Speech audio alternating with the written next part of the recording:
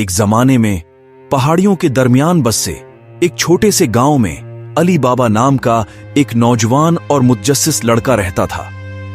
علی بابا اپنی مہم جوئی کے جذبے اور اپنے ارد گرد کی دنیا کو تلاش کرنے کی غیر تسلی بخش خواہش کے لیے جانا جاتا تھا۔ ایک دھوپ کی صبح جب علی بابا اپنے گاؤں کے قریب جنگل میں گھوم رہی تھی تو وہ ایک چھپی ہوئی باغ سے ٹکرا گیا جو اس نے کبھی دیکھی ہے۔ سب سے عجیب کھمبیوں سے بھرے ہوئی تھی۔ یہ مشروم عام نہیں تھی، انہیں جادوئی موریلز کہا جاتا تھا۔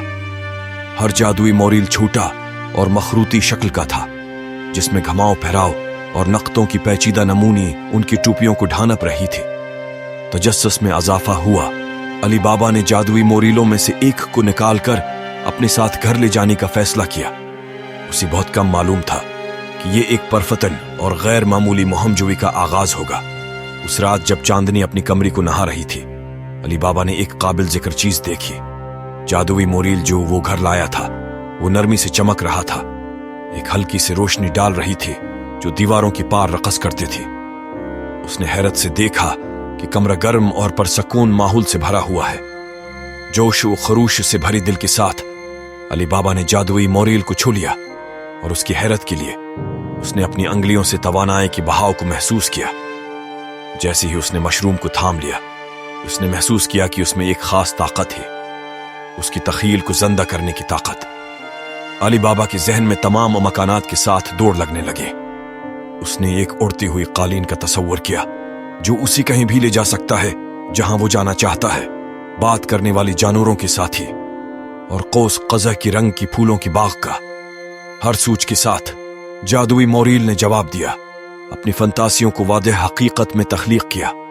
دن ہفتوں میں بدل گئی اور علی بابا کی گاؤں نے جلد ہی اپنی ارد گرد کی ناقابل یقین تبدیلیوں کو دیکھا۔ اس کا باغ متحرک رنگوں اور حیرت انگیز پودوں کا تماشا بن گیا تھا، اور اس کا کبھی سادہ سا گھر اب جادوئی سجاوٹ سے مزین تھا جو سورج کی روشنی میں چمکتا تھا۔ علی بابا کی جادوئی صلاحیتوں کی باتیں دور دور تک پھیلی ہوئی تھیں، جو پڑوسی سلطنت پر حکمرانی کرنے والے غیرت مند سلطان کی کانوں تک پہنچے۔ لالچ اور اقتدار کی خواہش میں مبتلا سلطان نے علی بابا سے جادوئی موریل کو اس کی حوالے کرنے کا مطالبہ کیا۔ تاہم علی بابا جادوئی موریل کی اس قدر جانتی تھی، اس کی حیرت اور خوشی کو متاثر کرنے کی صلاحیت۔ اس نے اسی ترک کرنے سے انکار کر دیا اور اس کی طاقت کو اپنی گاؤں کی حفاظت کے لیے استعمال کرنے اور سلطان کے ظلم کے خلاف کھڑے ہونے کا فیصلہ کیا۔